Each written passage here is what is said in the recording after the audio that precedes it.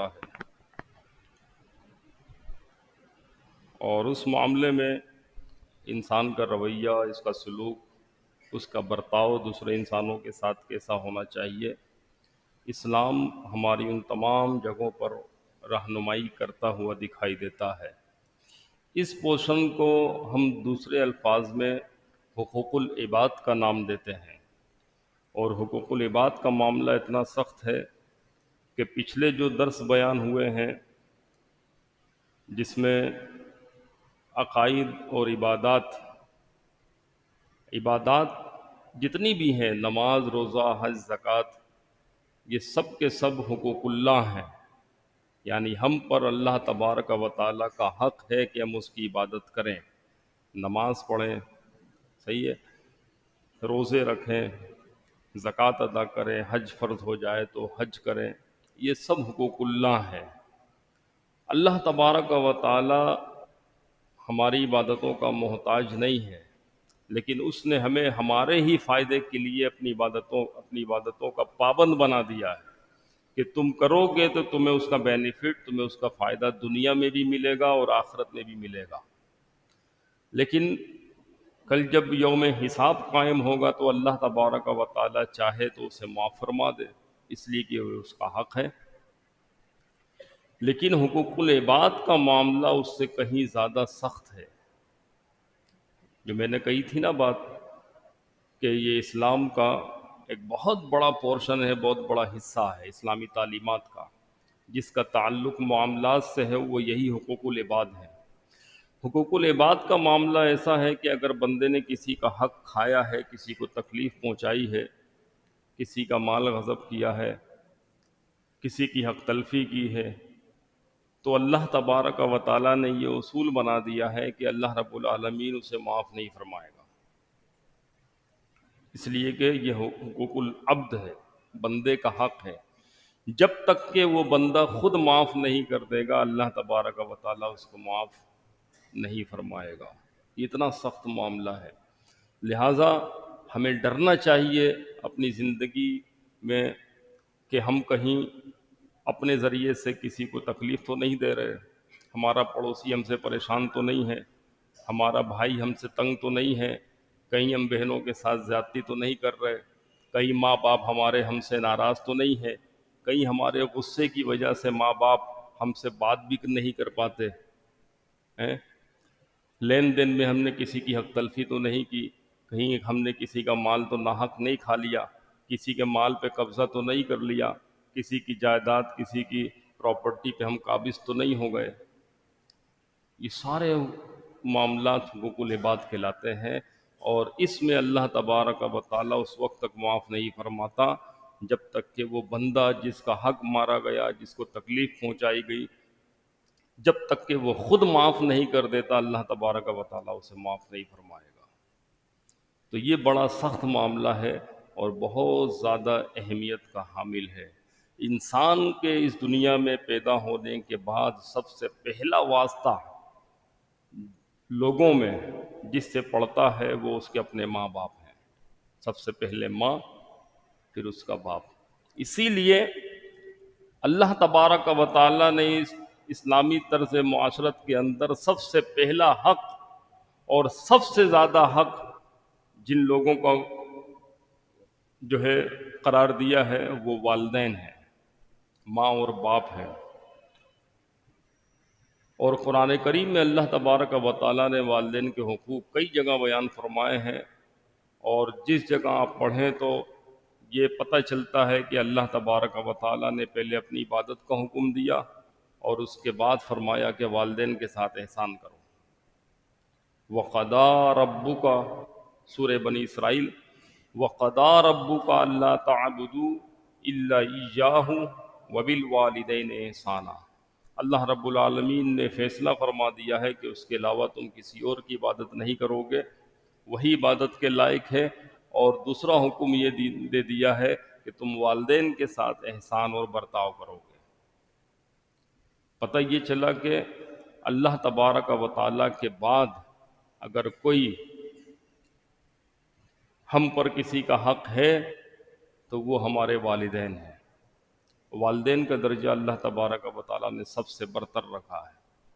بالخصوص ہمارے نوجوان جن کو بھی وہ سمجھ نہیں ہے، شعور کی اس دنیا میں انہوں نے قدم نہیں رکھا، ان کی حرکتوں کی وجہ سے، ان کی زبان درازی کی وجہ سے والدین کو جو تکلیف پہنچ رہی ہوتی ہے انہیں اس کا اندازہ نہیں ہوتا۔ اور جب انسان آہستہ آہستہ شعور اس کا پروان چڑھتا ہے اور جو ہی وہ خود رشتہ ازدواج میں بندھ جاتا ہے اور پھر اس کے اپنے بچے پیدا ہوتے ہیں، تب اس کو اندازہ ہوتا ہے کہ بچوں کو پالنا، بچوں کے حقوق ادا کرنا یہ کس قدر مشکل کام ہے۔ یہ کوئی آسان بات تو نہیں ہے۔ جب انسان اس پروسیس سے گزرتا ہے تب اس کو احساس ہوتا ہے کہ میرے والدین نے مجھے کس طرح پالا اور پوسا ہوگا۔ کبھی تصور باندھ کے دیکھیں اس چیز کو کہ والدین کتنی تکلیف اٹھاتے ہیں اپنے بچوں کے لیے۔ ماں جو ہے وہ حملہ و فصالہ ثلاثون شہرا، قرآن یہ کہتا ہے کہ حمل سے لے کے بچے کے دودھ چھڑانے تک کم سے کم وقت کی جو مقدار ہے وہ 30 مہینے بنتی ہے۔ 30 مہینے، اگر 9 مہینہ اور 2 سال جوڑا جائے تو یہ 30 مہینے سے بھی اوپر چلی جاتی ہے، 33-34 مہینے ہو جاتے ہیں۔ یہ وہ ٹائم ہوتا ہے کہ ماں بچے کے بغیر رہ نہیں پاتی اور نہ بچہ ماں کے بغیر زندگی گزار سکتا ہے، اتنا محتاج ہوتا ہے اپنی ماں کا۔ اسی لیے حضور آقا علیہ الصلوۃ والسلام کی بارگاہ میں ایک شخص آیا اور جب اس نے پوچھا کہ یا رسول اللہ مجھ پر سب سے پہلا حق کس کا ہے، تو فرمایا تیری ماں کا۔ پھر پوچھا کہ یا رسول اللہ اس کے بعد کس کا حق ہے، فرمایا وہی الفاظ دوبارہ ریپیٹ کیے کہ تیری والدہ کا حق تجھ پر سب سے زیادہ ہے۔ پھر فرمایا کہ یا رسول اللہ اس کے بعد کس کا ہے، پھر فرمایا کہ تیری والدہ کا۔ جب چوتھی بار فرمایا کہ یا رسول اللہ اس کے بعد کس کا حق ہے، تو پھر فرمایا کہ تیرے والد کا تجھ پر حق ہے۔ وجہ یہی ہے کہ ماں جس تکلیف اور کرب سے گزرتی ہے بچے کی پیدائش کے مرحلے میں، اور پھر دن رات جاگ کر تکلیفیں اٹھا کر بچے کو وہ فیڈ کراتی ہے، سردی گرمی ہر طرح کے موسم میں اس کی حفاظت کرتی ہے، اس کو پال پوس کر بڑا کرتی ہے، تو وہ تکلیف حضور نے فرمایا کہ تم اپنی ماں کی اس تکلیف کا حق ادا کر ہی نہیں سکتے، اس کے ایک دودھ کے قطرے کا بھی حق نہیں ادا کر سکتے۔ ایک شخص نے اپنی ماں کو اپنے کاندھے پہ بٹھا کے خانہ کعبہ کا طواف کروایا، اس نے کہا یا رسول اللہ کیا میری ماں کا حق ادا ہو گیا؟ فرمایا کہ تم اس کے ایک دودھ کے ایک قطرے کا حق بھی نہیں ادا کر پائے۔ تو والدین کا حق کوئی ادا نہیں کر سکتا، تو انسان کوشش کرے، حقوق ادا ہوتے رہیں گے، کوشش یہ کرے کہ اپنی زبان سے، اپنے ہاتھ سے، اپنی کسی بھی حیف سے والدین کو تکلیف نہ پہنچائے، اس لیے کہ اس کی سزا بڑی سخت ہے، دنیا و آخرت بھی خراب ہوتی ہے، رزق میں بھی برکت اڑ جاتی ہے، اور اس کے ساتھ ساتھ جو ہے عمر میں بھی اس کی برکت نہیں رہتی ہے، اس کے وقت میں بھی برکت چلی جاتی ہے۔ اور اس کے بالکل برعکس جو لوگ والدین کے حقوق کا خیال رکھتے ہیں، جو اپنے ماں باپ کو راضی رکھتے ہیں، حضور آقا علیہ الصلوۃ والسلام نے فرمایا کہ اللہ تبارک و تعالیٰ ان کے رزق میں بھی برکت دے دیتا ہے اور ان کے وقت میں بھی، ان کی عمر میں بھی برکت عطا فرما دیتا ہے۔ تو کوشش کرے کہ کبھی، بلکہ قرآن تو یہ کہتا ہے وَلَا تَقُلْ لَهُمَا أُفٍّ وَلَا تَنْهَرْهُمَا وَقَضَىٰ رَبُّكَ أَلَّا تَعْبُدُوا إِلَّا إِيَّاهُ وَبِالْوَالِدَيْنِ إِحْسَانًا إِمَّا يَبْلُغَنَّ عِندَكَ الْكِبَرَ أَحَدُهُمَا أَوْ كِلَاهُمَا۔ اولاد کو یہ تاکید کی گئی کہ اپنے ماں باپ بوڑھے ہو جائیں، دونوں کو اپنی زندگی میں پاؤ یا ان دونوں میں سے کسی ایک کو اپنی زندگی میں پاؤ، تو فَلَا تَقُلْ لَهُمَا أُفٍّ، یعنی لفظ اف کے ذریعے سے بھی اگر تمہیں خطرہ ہو کہ ماں کو تکلیف پہنچے گی، باپ کی دل آزاری ہوگی، تو اف تک نہ کہو۔ حالانکہ لفظ اف کیا ہے؟ اف تک کہنے سے اگر یہ خدشہ ہو کہ ماں باپ ناراض ہو جائیں گے، تو اف کا لفظ بھی ماں باپ کے سامنے نکالنے سے منع کیا۔ وَقُلْ لَهُمَا قَوْلًا كَرِيمًا، اور اگلا جملہ ارشاد فرمایا اللہ تبارک و تعالیٰ نے، جب بھی تم ان سے بات چیت کرو تو نرم لہجے میں، دبی ہوئی آواز میں، دھیمے انداز میں، احسن طریقے سے، اچھے الفاظ کے ساتھ. وقر رب ارحمہما کما ربیانی صغیرا.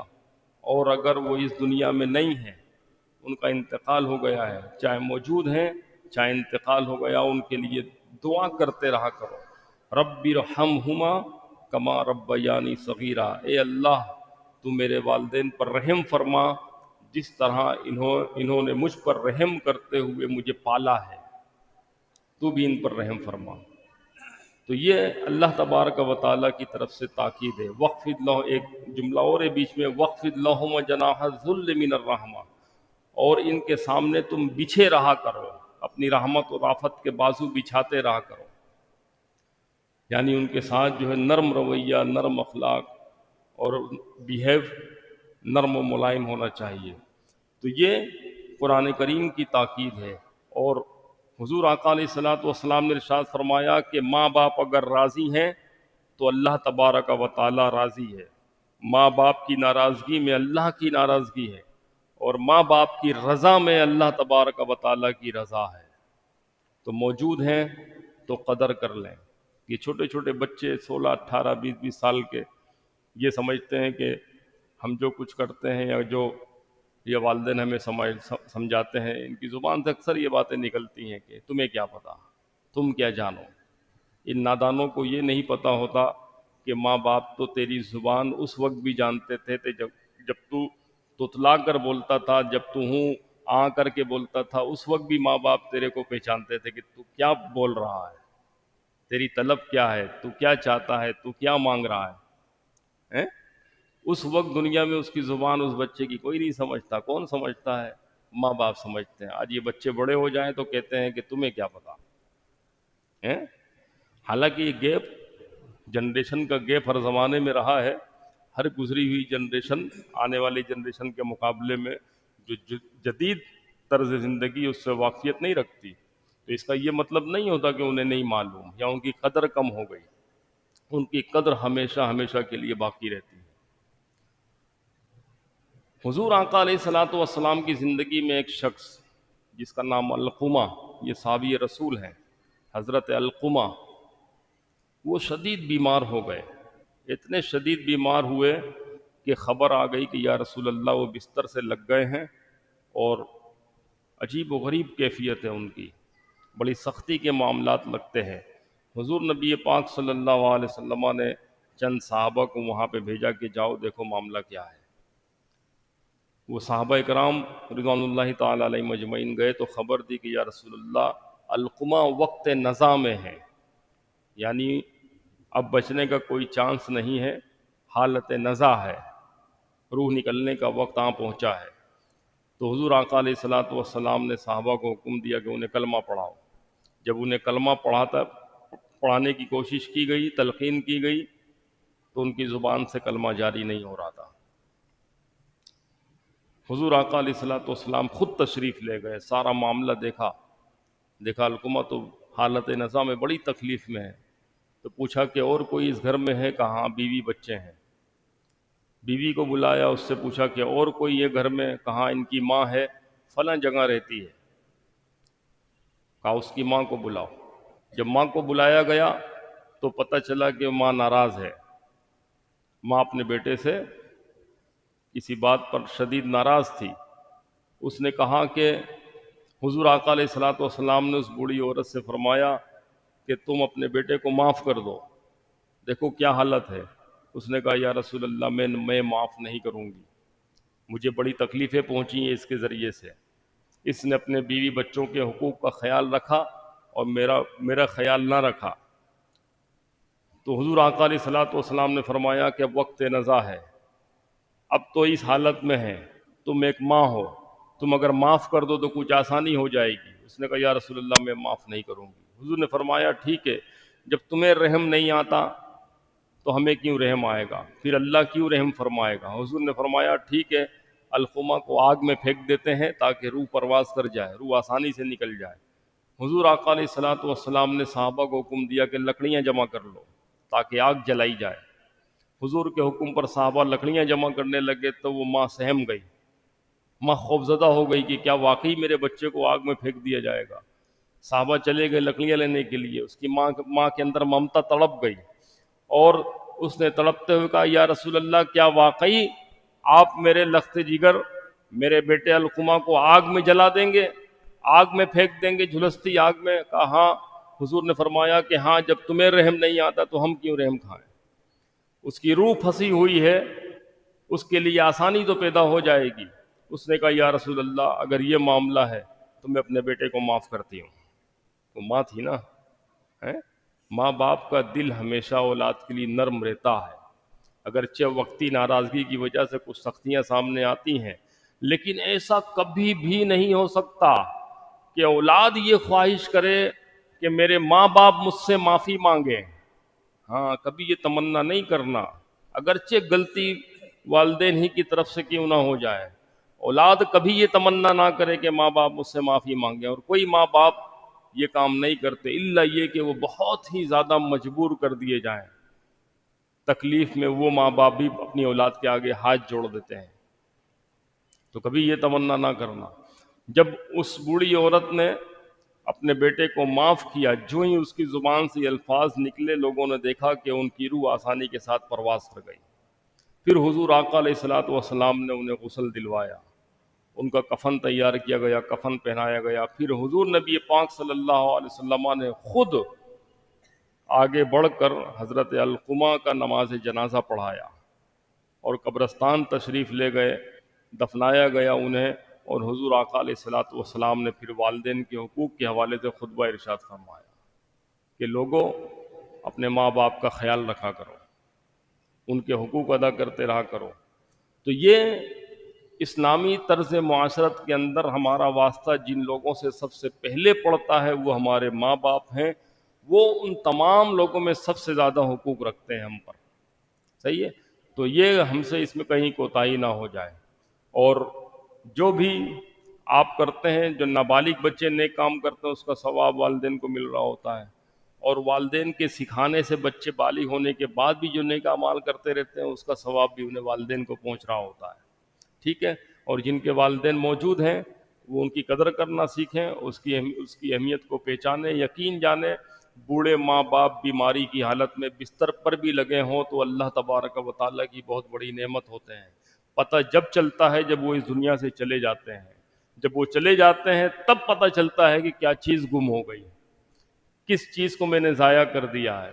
وہ خالی بستر دیکھ کر تڑپتے ہیں، خالی گھر دیکھ کر تڑپ رہے ہوتے ہیں، اور اس کا پھر آسان سا حل یہ ہوتا ہے اپنے دل کی تسلی کے لیے، اسلام نے جو ہمیں تعلیم دی کہ والدین کے لیے دعا مغفرت کرتے رہو، ان کے لیے خوب خوب اصالِ ثواب کرو، قبرستان چلے جایا کرو، اور ان کی قبروں پر کلام الہی پڑھ کے انہیں جو ہے اصالِ ثواب کیا کرو، نیک اعمال کرو، دعائیں مغفرت کرو، تاکہ ان کے لیے بھی آسانی ہو اور ان کے ذریعے سے ہمارے لیے بھی آسانی ہو۔ اللہ تبارک و تعالی ہم سب کو والدین کے حقوق ادا کرنے کی توفیق عطا فرمائے اور صحیح معنی میں اسلام پر عمل کی توفیق عطا فرمائے۔ آمین۔ وآخر دعوانا الحمد للہ رب العالمین۔